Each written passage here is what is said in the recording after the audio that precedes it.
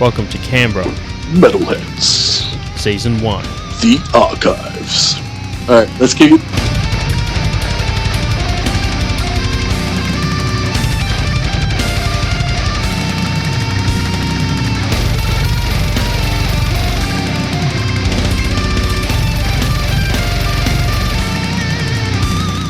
Welcome to Canberra Metalheads. You got Marky, Malphas and Benphegor. We're joined in the studio today with the guys from Knights of the Spatchcock. Yeah, I'm James, vocalist from Knights of the Spatchcock. And I'm Kasia, also known as the happiest drummer in the world. Yeah, I can vouch for that. It's good to have you guys in the studio. Thanks very much for having us. So we just heard Red Sun from the Sunblind album. Without Jamie. Yeah. That's our instrumental. Yep. That's why it sounds so strong. It has that little bit of extra depth, extra strength in it. Yeah, it's good. It sort of makes up for the, I guess the other members of the band show through with each one of their instruments because you haven't got the vocalist to shine through on that track. So. Oh, look, it's great. You know, everyone literally in the band has their own individual roles to play, and everyone's exceptional in their own parts that they do, and it's good to hear something instrumental. You don't get too much of it these days. It's always seems to be about the vocals, and you know, everyone's like, you know, our album's got a bit of a pop mix to it. You know, Yep. The vocals are very, very prominent, and I think that's the way things have been going. But to have something that's instrumental on there, it it just shows, you know, we're in touch with our old school roots, and you know, That's what's great, because like instrumentals, like people forget about them. They just literally, like you were saying, they just want to hear vocals, and that's it. Like they forget about all the other aspects of the band and who makes up the band as well. And that's what's great about instrumentals and stuff. It's really fun, I think, making music because you can make it whatever you want, but then you do still want to have a pattern that people can recognise and that they know kind of where the song starts and finishes. But playing around with it and playing around with different sounds that people are making, and you know, the vocalist is another instrument, and all of our songs, I think, different instruments will come to the fore at different parts of the song. So you're playing around, not having a standard approach to where chorus fits or something. that's it. You want it to tell the story and connect. Yeah, that's it. Yeah, I mean, it changes the dynamic of the band to also have different influences and sort of writing styles as well. I mean, the standard structure of having just, you know, intro, chorus, like breakdown like that, it's sort of changed over the years, and it gives a good dynamic, I think. Yeah, it's wonderful to have, you know. Always good to learn more about the bands, and a lot of the time all we see is just what's on stage, and maybe if we know you guys personally, you get to know a little bit more. So how did you guys first all meet?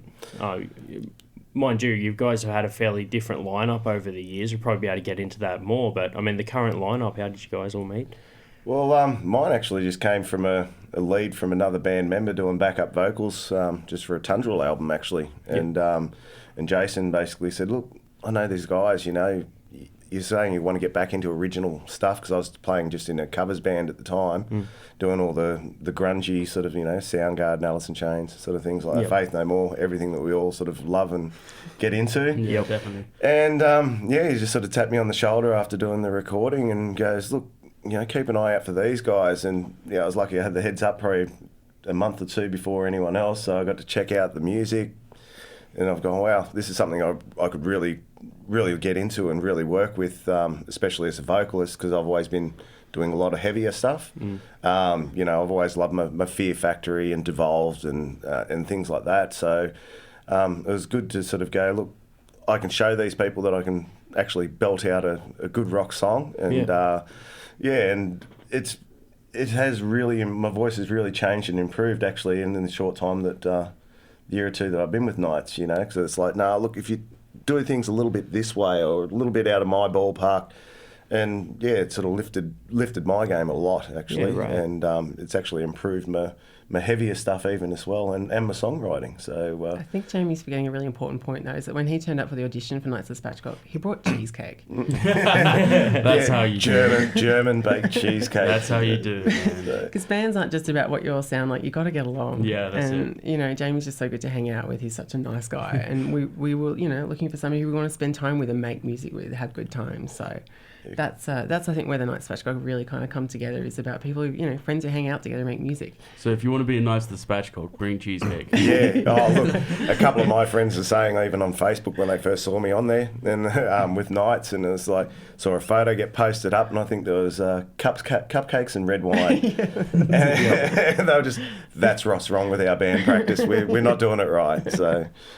We've been around for a while. I mean, our bands previously, we just started in the garage at our place, but we had, Eye of Bockhob, we were called initially, and then Uncle Istvan, and we were always just mucking around, and most of the time it was pretty silly, which is partly where the name has come from. Yeah, right. But when we started getting a bit more serious and we were looking for a name to vote for, we all put our names into the bag. Yeah. And we all got to veto one, so everyone could exclude one that they really hated. And then we would all vote, and we had it seriously ranked. There's too many public servants clearly in our band because we were actually ranking things in a really different Organised. Camera to the max there. Spreadsheets. Straight to the whiteboard. It's great. So the name Knights of Spatchcock is basically the one that nobody hated the most. Yeah. But it sums us up really well because we're both silly as well as serious. Spatchcock, name you'll never forget. Yeah. Everyone loves and cock Knights, apparently. Something that you can honour. So the amount of try and do. Yeah, the amount of just coincidental stickers I've seen around Canberra, and I'm like, I know Knights of the Spatchcock. You'll go somewhere and there'll be just one on the wall. Yeah, it's subliminal advertising, for sure. They just went round one night and just stocked them everywhere so people would notice them. We haven't done most of them. We were given it with CDs, so we find them in strange places. Like, that's kind of cool. There's one down in Jindabyne or Good old Jindy. Yeah, back of the toilet in the basement I saw last week. There it is. You'd think that was less surprising though. Yeah. It's our haunting ground. But. Yeah. Look, it's our favourite Phoenix has ground. some in the bathroom as well. Yeah. But the higher you put them, the longer they stay around. So Just need to find a really tall person. Is that the trick? Yeah. So who is your main influences to the band? What bleeds into what past bands or other music you guys get influenced by gets in there? I always describe, because the two guitarists are pretty strong on feature, and the way that they kind of alternate their music through each of our songs is often kind of unusual. So I'll tend to describe, when people don't know what I'm talking about at all, that one guitarist plays a bit like The Cure and the other one plays a bit like Van Halen. Yeah. And that kind of gives people a sense of what the music's a bit like. That's pretty cool. So what are the piano? Trained pianist and a guitar. Brendan's using piano stuff. Alan's using all his guitar whiz, and Hair metal. Oh, he's got that going in. And look, Alan's previous career in his Osmi Puknik, he was on huge stadiums in Croatia wearing women's leotards. It was a fantastic look. The blonde hair and the sunglasses. I don't know Basically, if you've ever seen any of those. Been cranky photos. ever since that he's still not doing it, I think. So. Yeah, he loves it. I think we all listen to a whole range of different music, really. Yeah, and I think that's where it all comes together, Yeah, Do you as a grunge. band have a favourite artist? If you guys are all together, that's who you listen to? Or is... God, we don't listen to our own music together. Yeah. We're usually criticising each other. I'm always trying to muck around, trying to learn a few more Latin beats and stuff, because that's what I love listening to in drums. But I'll try and do something interesting, and usually we'll do it for a while as we're jamming, and then Alan's like, yeah, so that's kind of cool, but could you just maybe play a bit more boom, tish, boom, you four on the floor? Yeah, okay, Alan, I can probably play that. But that's what we always end up coming back to, but that's what then works. So what you listen to and what you play is sometimes quite different. Yeah, it is very different. We've had some guys come in here and then we're like, oh, so what are you guys listening to? And they were, just some 90s hip-hop and stuff like that. And they're a brutal death metal band. And you're just respect. Okay. Yeah, I think there's only one sort of band that you and me sort of touch on, and that's probably Radiohead, that we both really enjoy and get a lot out of, but that's sort of, that we sort of come from real wide outside. We touch on Radiohead and then it goes into completely different things once again. So that's pretty cool though. Radiohead are pretty cool. Yeah. You can always get back into Sepultura for your tribal beats. Yeah, absolutely. But again, that stuff I love to listen to, but I don't know if I can play it. It's such a different, there's both the skill and ability as well as finding it to go with Alan's guitar playing. He can always change his guitar playing. It's all good. Yeah. I noticed with the Sunblind album, I was looking through the times in which the album was created and the evolution of the band over those times. I can remember when I first moved to Canberra in 2012, you were one of the first bands I seen at the basement. and how much you guys have changed as far as lineup and things like that over that period. How was it putting together this album over, I think it was like back to 2011. There's like some stuff there as well. Yeah, well, it's right back to 2009, really, isn't it, from when it first started. So, I sort of came in, had to learn a whole new background of the band, which I'd never, I'd only heard the main commercial songs. And just to see where it's, I don't know, everyone just sort of, it was weird when Sunblind was coming together, and especially the song Sunblind.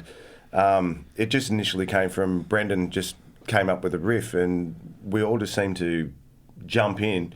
And 10 minutes later, we pretty much had the skeleton of the whole song. Yeah. And, then we tried it a couple of times live, and Brendan wasn't happy with a couple of things. Brendan and Alan went upstairs and watched it on video and said, right, look, we'll make a couple of changes here and there. And the changes they made were actually perfect for the song. So, and everyone gets a really strong input and a voice into what we have. And it's not it has to be done this way, but it's like, look, I was sort of thinking this might work a little bit better, and it's like, I'll just give it a go. Like, we'll try and work out and around anything that we have. I think that's one of the things, like with any of those songs, and you'll see like some of the authorship has got like all three, Mark 1, Mark 2 and Mark 3 on the songs, but it's because whenever someone's touched it, like you're contributing to it. Like when we did the EP, we did that in our dungeon, we call it.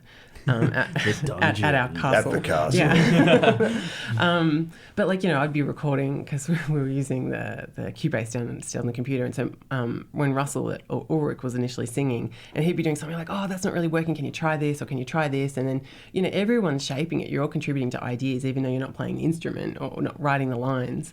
And all of the songs have worked out that way. So that's why we really, honour everyone who's been on it. And it's really hard when and I really feel for the band members who come in and they're relearning somebody else's song, but then they've got to make it their own. And I mean, I always say you're trying to find that Pink Floyd zone where when you're having a jam that you're all just like tripping out and just somewhere in this other space and you're communing like on another level. And you've got to workshop the song until you get to that space. Otherwise it's not really real. And that's really hard, I think, to do with other people's material. But, Jamie's been great at it. And I think, the album kind of is testament to it. Definitely a brilliant singer. Oh, Jesus, thanks. He's gone red now. Yeah. Shucks, guys. Because Jesus, man. Myself being from England, there's a lot of rock in England, especially old school. A lot of my mum's friends would listen to old school rock and stuff like that. So hearing you guys is kind of for me, it's a nice sort of nostalgia feeling in a way, but also different and modern in the same time. You've got that vintage and modern in one. I like modern nostalgia. Can we make that the modern new, nostalgia? The new Yeah, definitely. But it's definitely a hard thing to bring vintage and new together and just make it into your own. And that's what I really like about you guys. That's where you can get away with, you can actually give this album to your mum and go, here's a song on there that you actually know with Paint It Black. Yeah. That's one of the reasons why I chose that. Well, only because it's a brilliant song, and you guys did cover it really well. Yes, and which you guys will get to hear at the end of the show. But no, it was just so nice, and and I can show that to a couple of people I know who are in their 50s and 60s who grew up with that era as well. So they'll be like, oh. Yeah, it's definitely a rockier version. But and I think we have a big range there too. Often for the people whose, mums, I want to play it too, I'll play in Winter's Wake. And with the YouTube clip, and because Ulrich's got kind of that opera singing, he's got Italian opera background, which is why it's the first song on the album too. That's his actual Italian opera with Brendan on piano and Ulrich singing. So, but people will listen to that and go, oh, that's actually okay. For people who don't really think they listen to rock or metal, and they go, no, I actually like that. And then that's your gateway. They might listen to something else. Yeah, sort of ease them into it. Yeah, before they realise they're listening to metal.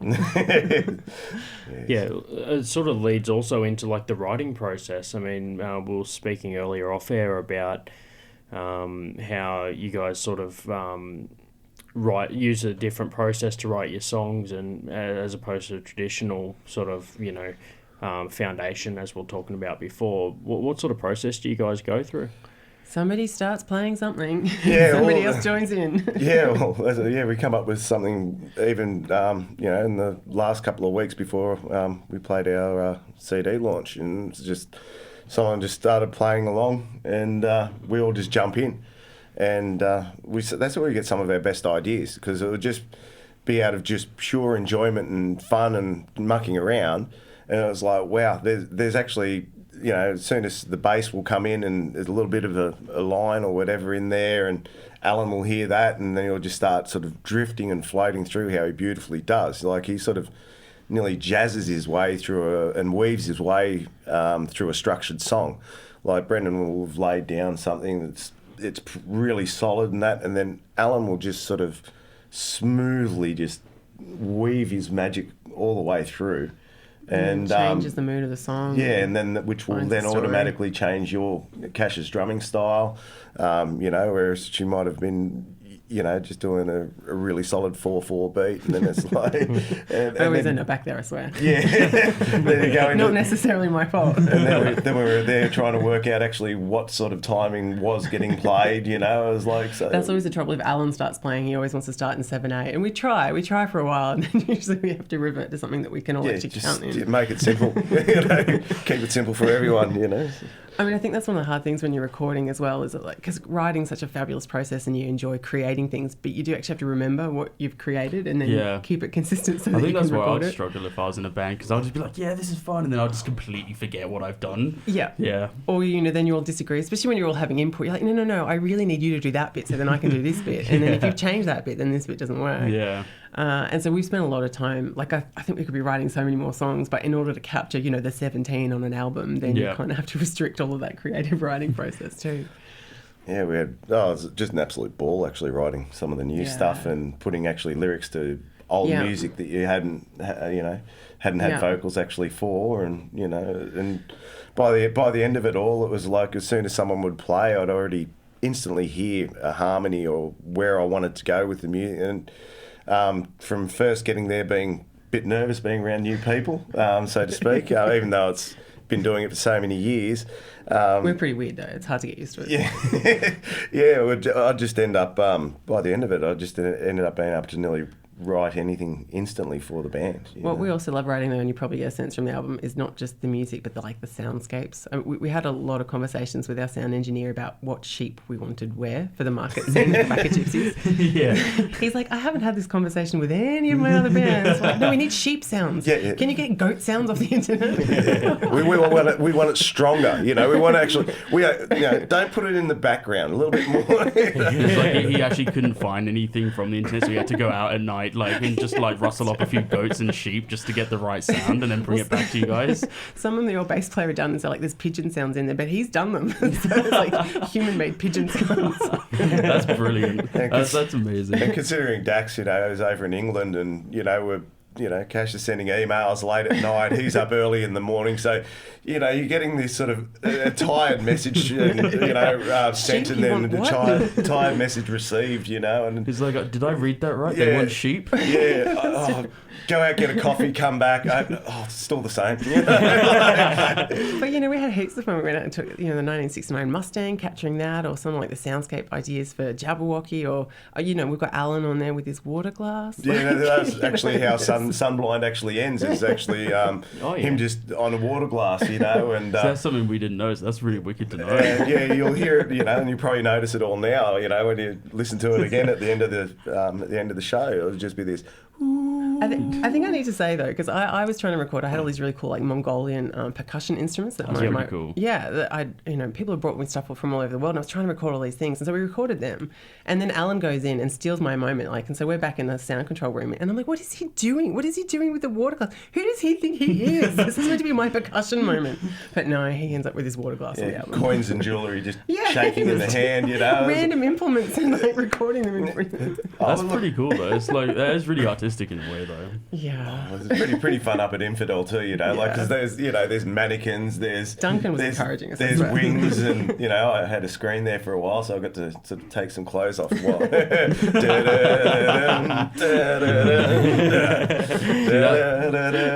have put a video clip on the CD just so we could see that. I'm sure we'd all love to see it.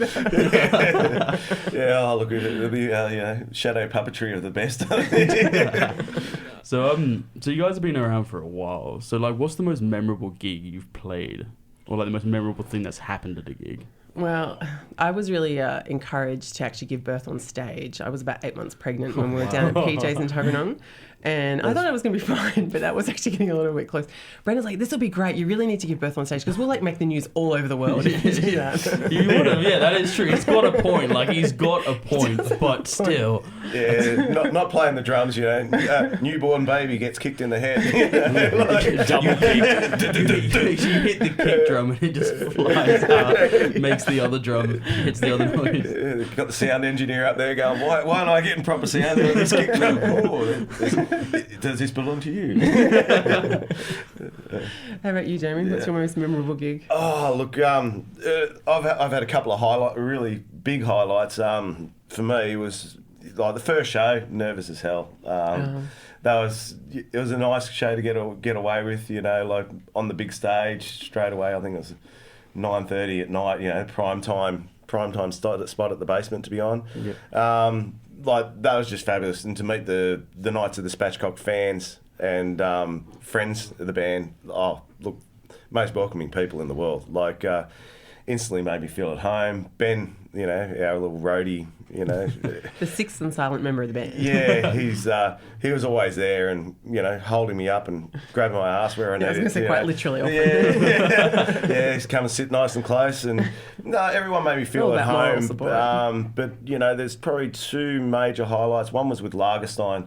That was just a fabulously fun show. You know, like you can't get more fun and goofy and they're a party loud. band, aren't they? Oh, look, yeah, it was great, and the way that both our bands sort of got along, and we all had a great night and appreciated each other's music. But then there was the big CD launch and finale. Like, you know, it's very rare these days that you actually get to do a nearly a 2-hour set. Like, so I think we went on at about 9:10. Got off at about 11:05. We went on full diva, like we had an intermission and everything. Like we went right. We're going to do this last. We're going to be the princesses that we can be. Use that green room. Yeah, and just to get away with having a show. Well, I think it's 22 songs that we played, and to have previous band members, the original singer, you know, Russ and Dave, the original bass player, you know, took their time out, come all the way down from Sydney. No, that's really cool. And to be part of it, and just to, you know,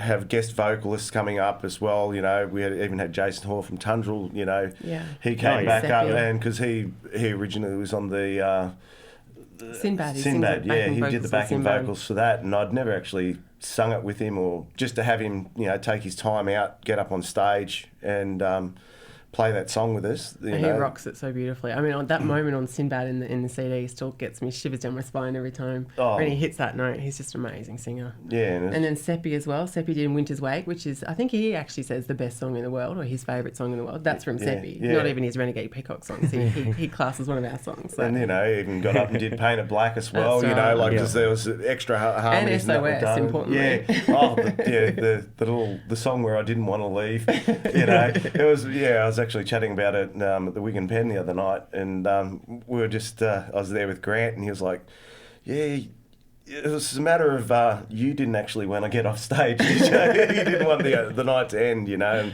nearly after 2 hours I really wanted to do it again, you know, like.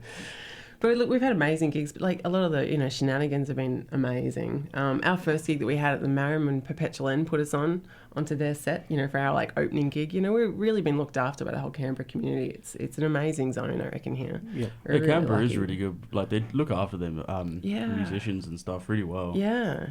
So I've seen festival all sorts, and it's cool to see, like we're trying to do with this show, have a little bit more variety. And that was one of the biggest feedback items I heard from the bands just as they were coming to the bar.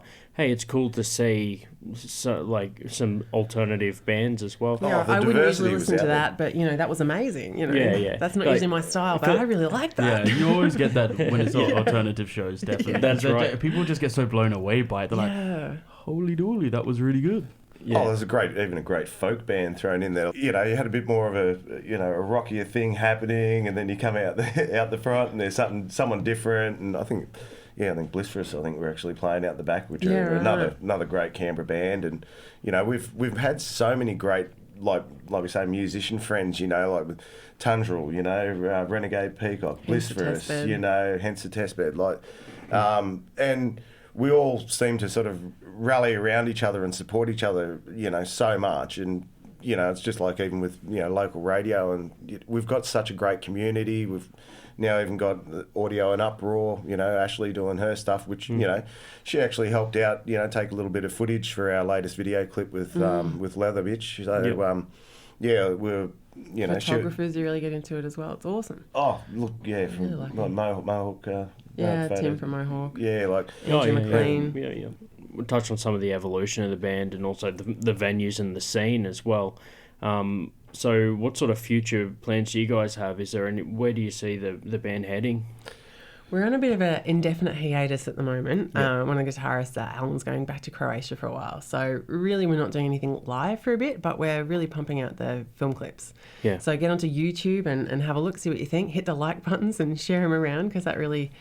I don't know if we're totally going for world domination, but we would like to get the mood and feeling if music it happens, out there. Yeah, that's right. It'll be on their Facebook page and obviously our Facebook page as well. Yeah. We'll share them. Yeah, they look like good fun videos too.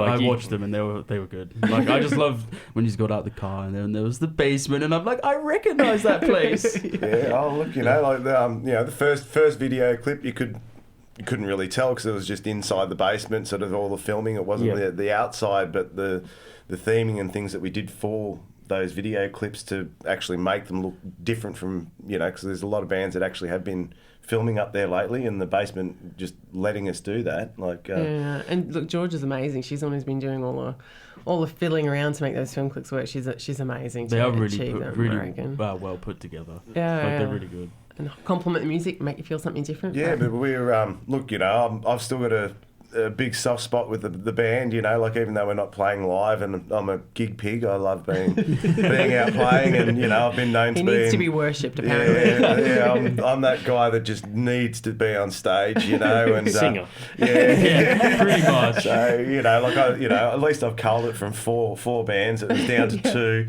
Now it's sort of just one at the moment that I'm concentrating on. But we weren't meeting his needs for a while. Yeah, but I'm just he had waiting. to go elsewhere to have his needs met. That's right. Just pay someone on the side. The old just wasn't working in night so well. So, but I've still remix it with Painted Black. Yeah. Painted. I used to remember Mytel Veilorth. They used to do a black metal version of Painted Black as well. Which was quite. We let you do a metal version of ABBA. Come on, where else? I will play an amazing cover of What Is Love by Nazjap after this, because that's an awesome song to have in this track listing from this show. Fantastic. So stick around to hear that little reference there to What Is Love by Nazjap later on in the show. Love it. We love our disco covers. But for now, I mean, it's good to just sort of promote your online presence as well. You've obviously had a massive gig following, and fans, like you said, you get to meet your fans, and thanks so much to our fans. They've been amazing. Yeah, supporting us the whole way. We've all seen the cool videos that you guys have been putting out, and if you haven't, make sure you do. And we've you also have no choice. Get out, support your local videos. And also if you haven't already checked out Knights of the Spatchcock on their social media platforms and YouTube, hit them up and give them a big old like. Like I said last time, you have no choice again. You have to. And if we get a lot more support and Alan gets back in time, you might even see a reunion show. I'll just throw that out there. So there's already been talk about that. That was Alan the day after the show wanting to do another gig, I think. That came within 24 hours, and it was like, no, we can't do that. So hopefully, give us a year or so, and you might actually see us do the odd reunion show if Alan comes back to the shores. We'd really love that. So you have to do it now. It's on radio. We'll have to replicate the ending. Thanks for all your support. This is awesome. Yeah, definitely. And just one last thing, you mentioned also before, Jamie, you had another band as well. Did you want to tell the listeners any other projects that you got going? Yeah, well, it's just basically got Clarity of Chaos going at the moment. Yep. So got wonderful members in that band. We played at Festival All Sorts and Trapped Under Ice the week before. So I'm still out there doing stuff, and I'm, still always walking around with Knights of the Spatchcock CDs in my man bag, as we say. Yep. So I'm always out there and supporting local things. So, and I'm about to start recording with Clarity of Chaos in the next week or so. So, hopefully I'll be one of the rare people that actually has 2 albums out with 2 different bands in 1 year. So, Yeah, Well, awesome. we'll definitely have to hit you up once you've done that, and you guys can come on the show. We do the same thing again. Oh, Yeah, fantastic. cool. Well, thanks for having us. That's Like, all it's right. been an absolute Anytime. pleasure Thanks for this coming morning. in, especially. Yeah. No, it's been good having a chat, and like Ben said, it's good to have that crossover, and always welcome to have other bands, like including Clarity of Chaos. Oh, fantastic. So thanks for coming in. Thanks for and- expanding your listening groups into alternative rock too. Yeah, so no, we love it. It's been a very obvious choice for us. I mean, especially in the Canberra scene, having so much to offer in that avenue. Yeah, like I love my death metal, I love my black metal, I love new metal, all this stuff. But like at heart, I'm still sort of a grungy rock kid. Like that's what I grew up listening to the most. So Yeah. it's like it's really nice to be able to play some stuff like this as well. It's like for me as well, I love it. Cheers, fantastic. Thanks, guys. Thanks for having us. This is Kasia. This is James. We We're are Knights of the Spatchcock. Thanks for having us on Canberra Metalheads. Woohoo! Get your cock on. Bam!